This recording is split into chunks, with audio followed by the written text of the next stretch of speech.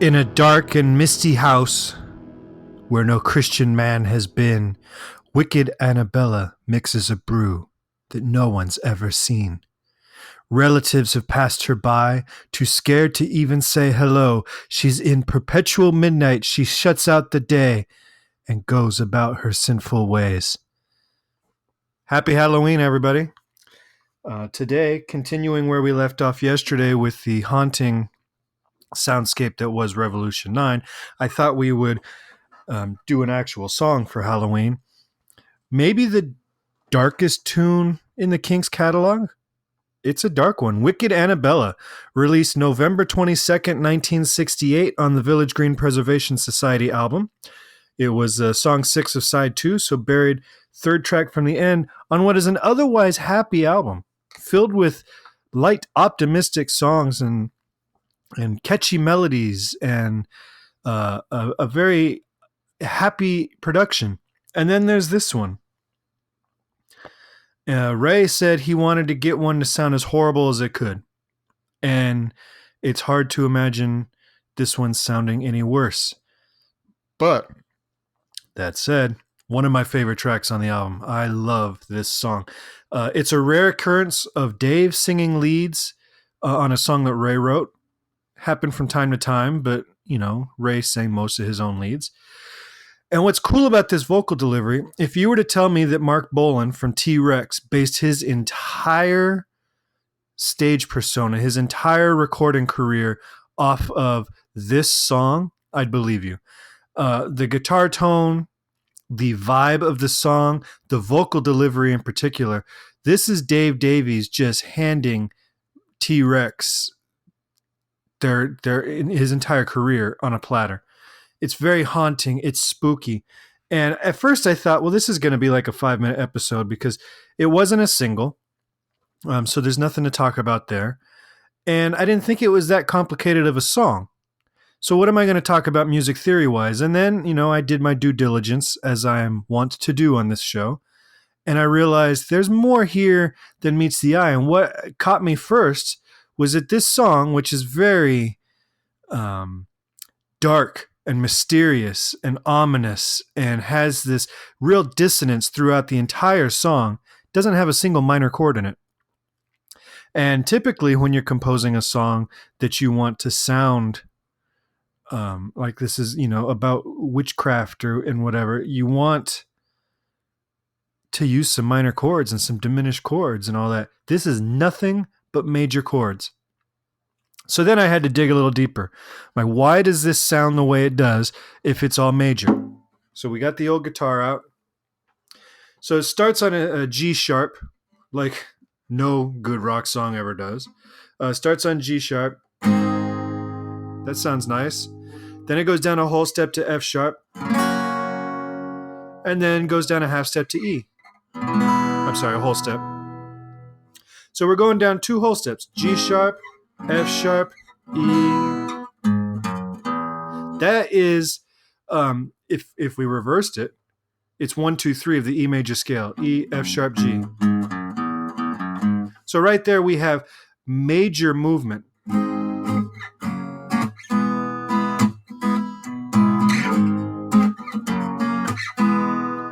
So where does this major movement come from? Now, obviously, we're not in the key of E just because it's going 3, 2, 1. Because in the key of E, it would be G sharp minor to F sharp minor to E major. So he's borrowing these chords. It's pretty much absent of any real tonality here. But it's major triads descending in major seconds along the path of an E major scale, right? G sharp, F sharp, E. But then you listen to the guitar riff, and so where the bass is descending, the guitar riff ascends. They start on the same note. They start on the root G sharp. Then the guitar on the next chord goes up a major second, which is the third of F sharp, A sharp. And then he goes up a minor second to B, which is the 5 of E. So he goes from playing root of the first chord, third of the second chord, fifth of the third chord. I know I'm throwing a lot of numbers out. That maybe doesn't make a ton of sense, but he's going root, third, fifth. So you have, in that case, if we're starting on the G sharp, you have the three first tones of a G sharp minor scale. So the bass is descending down an E major scale, while the guitar is ascending up a G sharp minor scale. And I'm kind of simplifying it.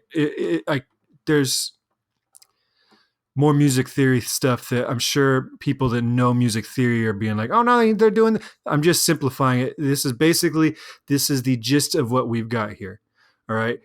If we're looking at just the three tones that the bass is playing versus the three tones that the guitar is playing, we are descending major, ascending minor. All right. So what you end up having is this. And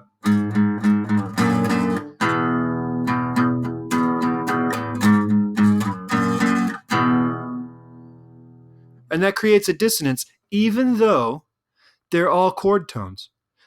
He's not playing a minor third over a major chord or anything like that. These are all chord tones. It's the root of one chord, the third of the next chord, the fifth of the next chord. These are all basic chords. But this contrary motion, the tone of the guitar helps. It's that really nasty, distorted guitar tone that sounds amazing on this record. But even just playing it on an acoustic guitar with no effects at all, that lick right there, I mean, that's got a haunt to it, even though it's all major chords. So that's really cool. So they do that twice, and then for the second half of the verse, the wicked Annabella mixes a brew. He kind of treats that as a bridge, where they're just going from an A chord to an E chord.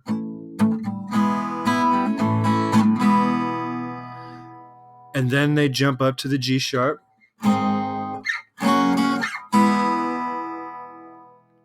And that's it. That's the whole song. The bridge, I've seen her hair, I've seen her face, look towards mine. That's just an A. Then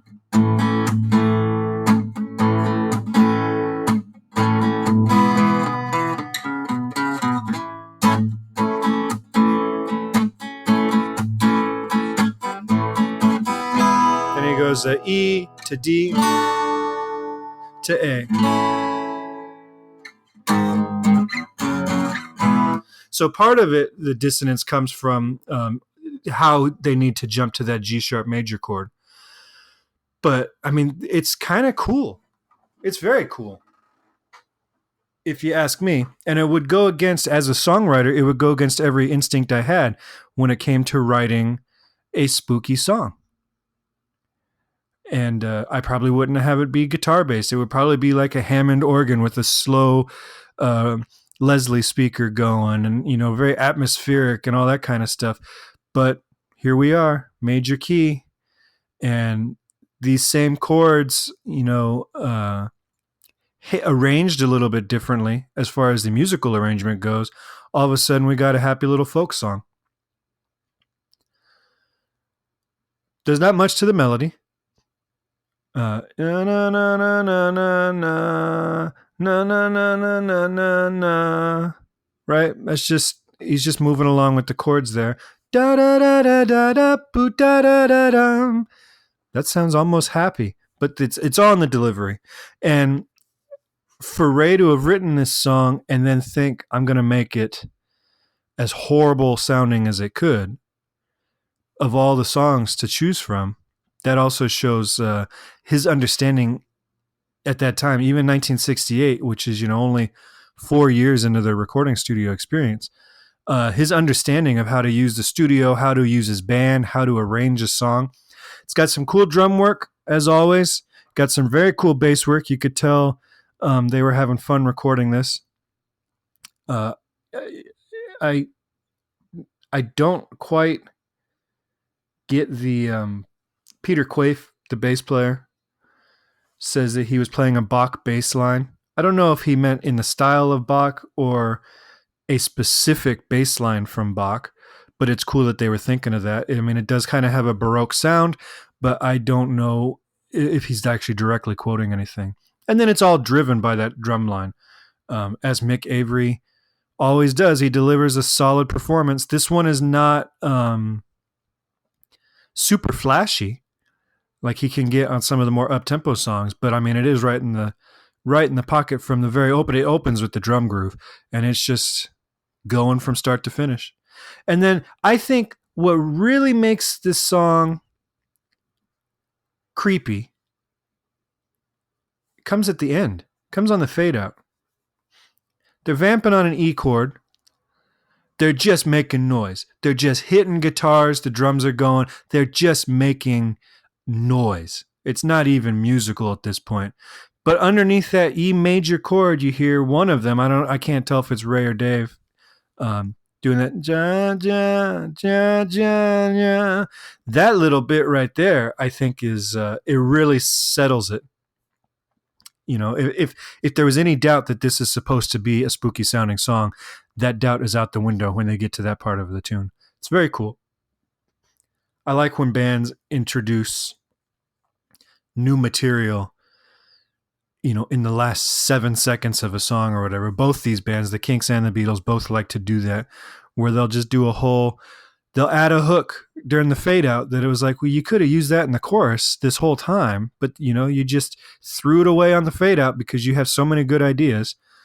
So that's that. So if you're putting together a playlist for the trick-or-treaters tonight, do Revolution 9 from last night, do Wicked Annabella from today's show, and I think you got a nice little playlist there. As always, swing by iTunes, leave us a rating and a review. We've got some ratings as of the time of this recording. All 5 stars. I thank you very much. But if you could leave a review, that helps us chart higher. And if we chart higher, more people will find us. And the more people that find us, the more of these we can do. Also, make sure you're subscribed. If you would like to leave me a voicemail to talk about a song we've already talked about or to discuss a future song, go ahead and call me, 925-494-1739. And if you're talking about a future song, I will actually save those recordings until I cover that in a future episode, and then we'll play them at the end. And you can also swing by herohabit.com to stay up to date on everything regarding this podcast and some of the other Kinks and Beatles related material that I write. And I think that's it. Is there anything else? Follow us on Twitter, Facebook, and Instagram at Hero Habit. Share this with your friends. And I guess that's it. Happy Halloween. Have a great time tonight. Stay safe. And I will talk to you all tomorrow.